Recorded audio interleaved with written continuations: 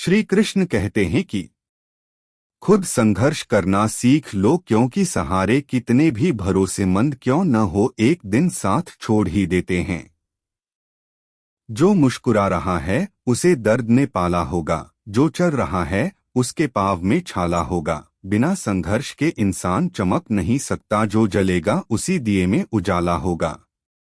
संघर्ष क्यों बचे संघर्ष से? संघर्ष ही तो जीवन की आत्मा है। जितना कठिन संघर्ष होगा उतनी ही शानदार जीत होगी। एक बार एक किसान भगवान से बहुत ही नाराज हो गया। किसान बहुत मेहनती था, बहुत मेहनत से वह खेतों में अनाज उगाता, उसकी देखभाल करता, पर अक्सर उसकी फसल खराब हो जाती। कभी सूखा पड़ जाता, कभी बाढ़ आ जाती, कभी तेज धूप, कभी आंधी, कोई न कोई कारण बन ही जाता कि उसकी फसल खराब हो जाती। एक दिन वह किसान गुस्से में आसमान की ओर देखकर भगवान से कहा, हे ईश्वर, आपको लोग सर्वज्ञता मानते हैं कि आप सब जानते हैं, कहते हैं कि आपके इच्छा के बिना एक भी पत्ता नहीं हिलता, पर मुझे तो लगता है कि आप छोटी सी छोटी बात भी नहीं जानते। आपको तो ये भी नहीं पता कि खेतीबाड़ी कैसे करते हैं। अगर आप जानते होते तो हर समय जो बाढ़, आंधी और तूफान आते हैं वो कभी नहीं आते। आप नहीं जानते कि कितना नुकसान उठाना पड़ता है हम किसानों को। यदि आप मेरे हाथ में यह शक्ति दे दे कि जैसा मैं चाहूँ वैसा मैं मौसम कर दूं, फिर आप देखना मैं अन्य के भंडार लगा दूंगा। भगवान इस किसान के तीखे वाक्य सुनकर मुस्कुरा रहे थे और वह किसान के सामने प्रकट होकर बोले, मैं आज से तुझे यह शक्ति देता हूँ कि तुम अपनी खेतों पर तुम्हारी जैसी इच्छा ही तुम वैसा मौसम कर दोगे। मैं बिल्कुल भी दखल नहीं दूंगा, तुम्हारी इच्छा से सब कुछ होगा। किसान बहुत खुश हो गया। किसान ने गेहूं की फसल अपनी खेतों में बोई। जब उसे लगा कि खेतों को धूप चाहिए तो खेतों को धूप मिले, जब पानी बरसना चाहिए तभी पानी बरसा। आंधी, तूफान, बाढ़, कुछ भी उसने अपने खेतों पर आने नहीं दिया। किसान के खेत में इस वर्ष ऐसी फसल हुई जैसी कभी नहीं हुई थी।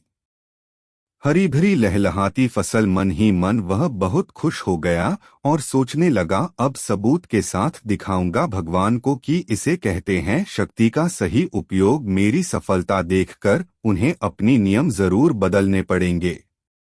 कुछ दिन गुजरे, फसल कटने को तैयार हो गए। किसान बहुत उत्सुकता के साथ फसल को काटने लगा, पर जैसे ही उसकी नजर गेहूं की बालियों पर गया तो उसने अपना सिर पीट लिया और वह रोने चिल्लाने लगा। गेहूं की एक भी बाली के अंदर गेहूं का दाना नहीं था, सारी बालियां अंदर से खाली थी। किसान बहुत दुखी हो गया। उसने भगवान को रोते हुए फिर पुकारा, हे प्रभु, तुमने ये मेरे साथ क्या किया? क्या तुमने मुझे कोई सजा दी? भगवान बोले, पुत्र, ये तो होना ही था। तुमने पौधों को संघर्ष करने का मौका ही कहाँ दिया? ना तो तुमने उन्हें आंधियों से जूझने दिया, ना तेज बारिश से सहने दिया और ना ही धूप में तपने दिया। एक भी चुनौती का सामना तुमने उन्हें नहीं करने दिया, इसीलिए सारे पौधे अंदर से खोखले रह गए।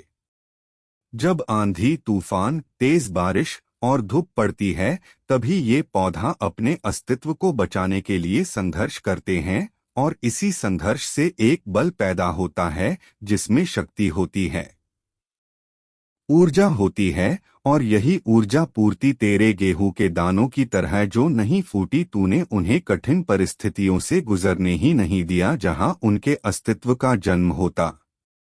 सारे बालियां इसीलिए खाली है, इसमें एक भी गेहूं का दाना इसलिए नहीं है क्योंकि तुमने अपने पौधों को संघर्ष कराया ही नहीं। याद रखिए, स्वर्ण में सवर्णीय आभात तभी आती है जब वह आग में तपने, गलने और हथौड़े से पीटने जैसे संघर्षों से गुजरता है। कोयले का टुकड़ा हीरा तभी बनता है जब वह उच्च दाब और उच्च ताप की मुश्किल परिस्थितियों से गुजरता है। इसी तरह यदि हमारी जिंदगी में कोई संघर्ष ही ना हो, कोई चुनौती ही ना हो, तो हम भी गेहूं की बालियों की तरह खोखले रह जाएंगे, कोई अस्तित्व नहीं होगा हमारा। विपरीत परिस्थितियां, चुनौतियां, समस्याएं हमें और अधिक निखारती है। यदि जीवन में कठिन परिस्थितियां और चुनौतियां आए तो घबराना मत, बल्कि सामना करना। विश्वास करना कि आप और अधिक निखर जाओगे और अधिक मजबूत बन जाओगे। किसी ने कितना सही कहा है, जिंदगी जीना आसान नहीं होता, बिना संघर्ष कोई महान नहीं होता। जब तक ना पड़े हथौड़े की चोट, तब तक पत्थर भी भगवान नहीं होता।